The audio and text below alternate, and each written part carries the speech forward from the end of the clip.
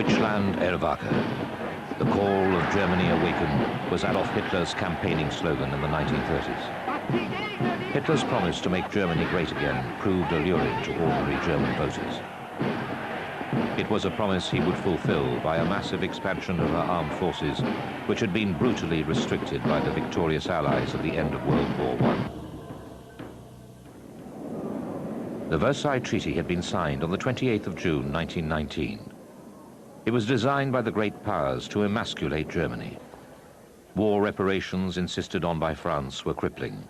The treaty so limited German power that her armed forces could not guarantee the integrity of her borders.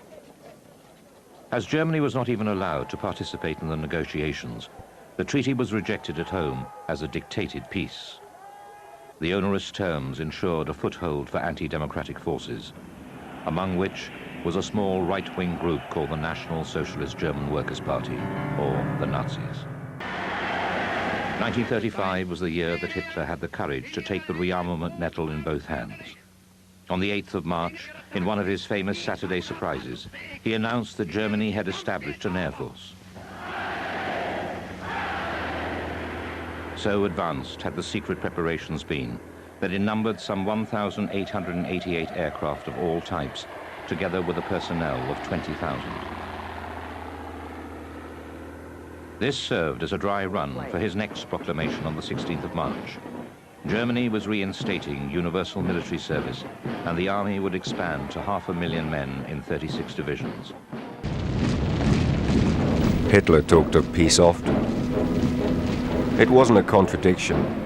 He said he was arming Germany not for war, but defense. Like the hedgehog, Germany would be secure but threaten no one. Many European leaders found this reasonable. Ambassadors were sent to shake Hitler's hand. Meanwhile, Germany stockpiled arms, built submarine bases, and trained bombers in secret in Russia and Spain. The average wage earner is paid but $10 a week, is told by the state what work he must do. By Nazi decree, he is denied the right to strike, or even ask his employer for a raise. Day and night, the roaring furnaces of the great Krupp munitions plant at Essen are fed by the self-denial of the German people. For Germany must import most of the iron ore it is forging into cannons and shells. And to pay for the raw materials of conquest, it must cut down dollar for dollar on the imports that might be going to feed its people. It was a highly popular measure. To the cheers of thousands of spectators, Hitler held a review of the army along the Unter den Linden in Berlin. The arms build-up continued apace in the years that followed. By the beginning of 1939, army strength had reached 52 divisions, including 5 Panzer or armored divisions. When Hitler ordered full war mobilization in August, that strength had doubled to more than 100 divisions.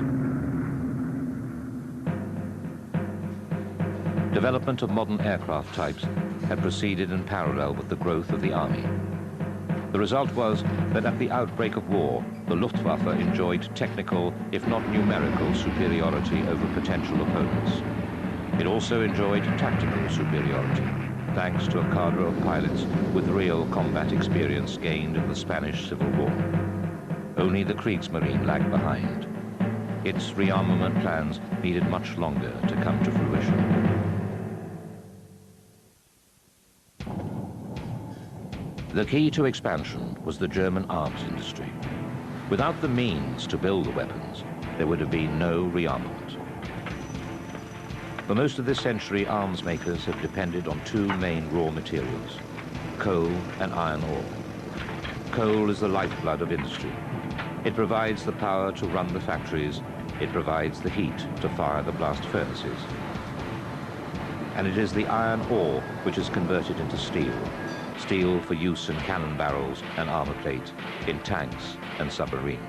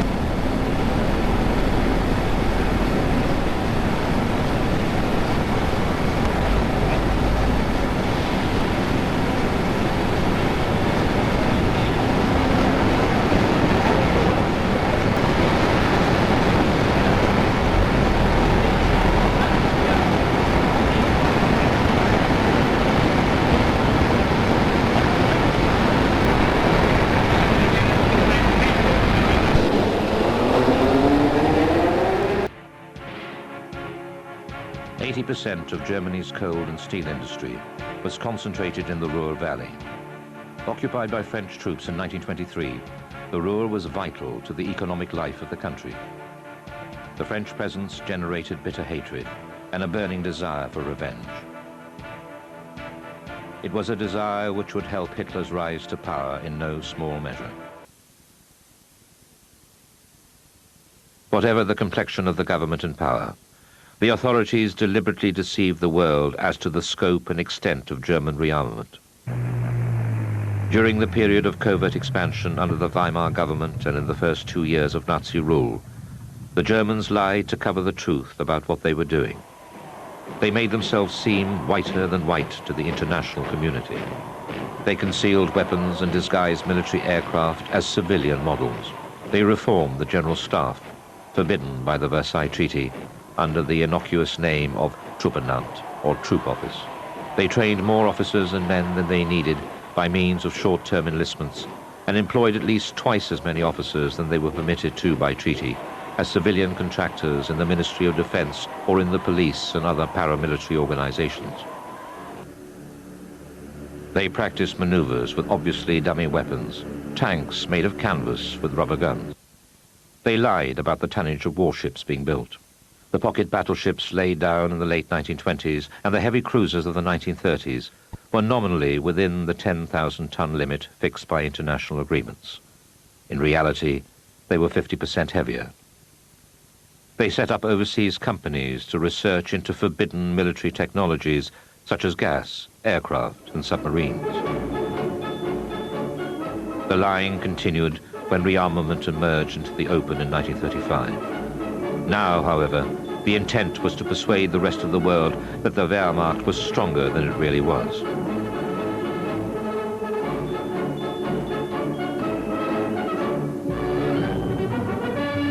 The Nazis exaggerated the number of troops under arms and built phony support facilities to bolster the deception.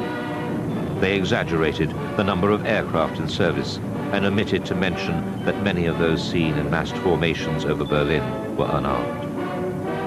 Above all, they mounted an intense and highly effective propaganda campaign, using the vast crowds at the party rallies to give the impression of a fully regimented nation obedient to the will of one man, Adolf Hitler. There was a reason for this exaggeration above and beyond Hitler's glorification. The Führer made no secret of the fact that he wanted to restore lost Germanic lands to the Reich. That Germany has built up in 4 years swings in honor past Hungary's strongman Admiral Horthy. The young men of the new German Reich welded into a mighty war machine.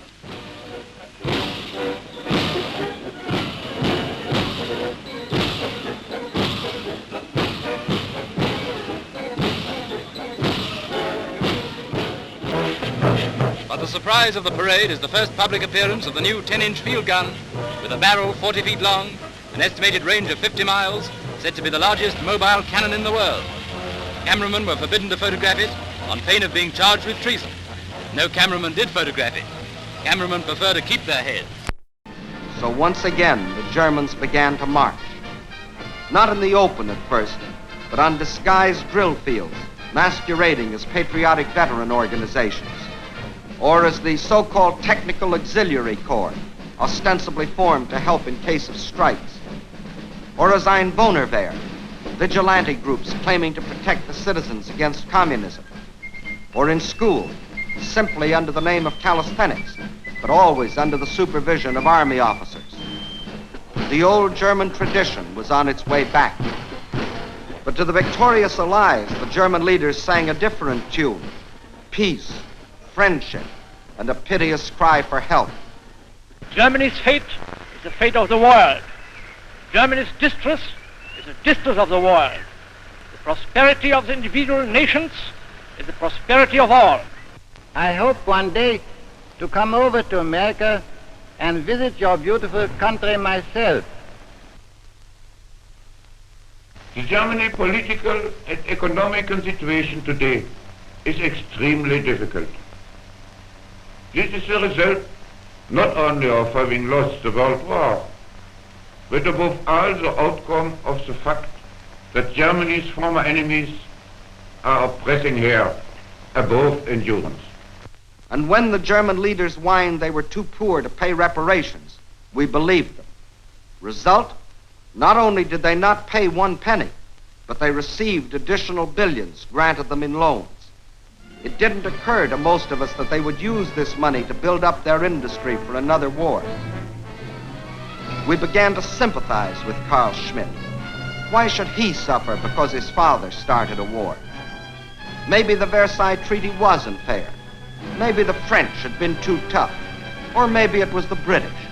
Or maybe Wilson wasn't very practical.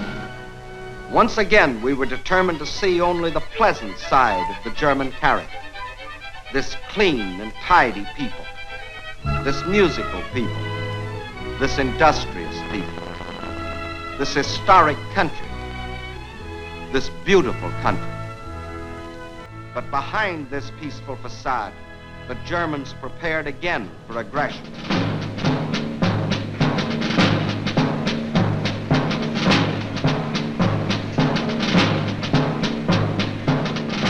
Surprisingly, in 1937, the military budget dropped slightly to a level no more than 5% of German gross domestic product.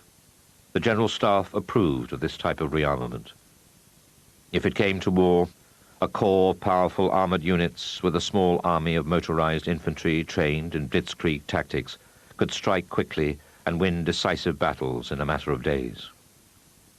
Provided, of course, that Hitler could isolate the victim. These kinds of forces were only suitable for a short victorious war. If Britain, France, or Russia became involved, then Germany would be plunged into a long war, which most of the generals felt she could not possibly win.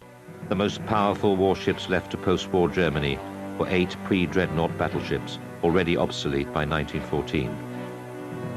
U-boats, which had inflicted such terrible losses on British merchant shipping during World War I, were forbidden altogether. The Navy continued to develop submarine designs in secret, funding the construction of 6 new boats in Finland and 1 later in Spain. This clandestine program was exposed by the German press in 1926, leading to the resignations of the then Minister of Defense and the commander of the Reichsmarine. However, the political climate changed, and the German Navy was already poised to break the Versailles Treaty before Hitler became Chancellor in January 1933. A construction program authorized in 1932 envisaged 6 armored ships, an aircraft carrier, 6 new heavy cruisers, and 16 submarines. When at 14 the Nazi boy enters the Hitler Jugend, he receives his first uniform and his first rank in the German war machine. From enthusiastic young gliders, the Air Force will pick pilots for the bombers and pursuit ships of aerial warfare.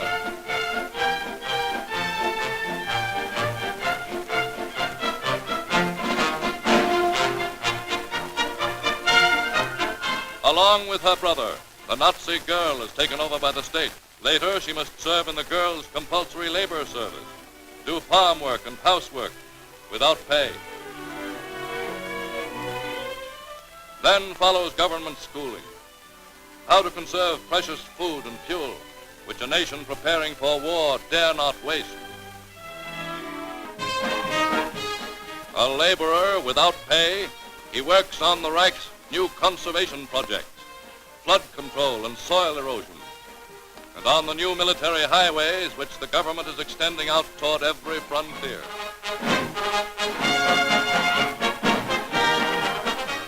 Because Hitler believed that too much education is dangerous, the young Nazi gets his only schooling after working hours. A daily lecture on Germany's need for expansion and the triumph he will share when German armies march into the rich wheat fields of the Russian Ukraine.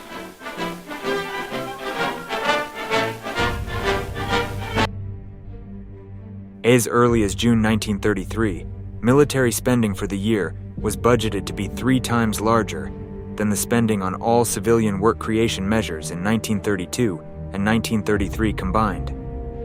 Nazi Germany increased its military spending faster than any other state in peacetime, with the share of military spending rising from 1% to 10% of national income in the first 2 years of the regime alone. Eventually, it reached as high as 75% by 1944. The enormous military buildup was financed to a large extent through deficit spending, including MEFO bills. Joseph Goebbels, who otherwise mocked the government's financial experts as narrow-minded misers, expressed concern in his diary about the exploding deficit. Hitler and his economic team expected that the upcoming territorial expansion would provide the means of repaying the soaring national debt by using the wealth and manpower of conquered nations.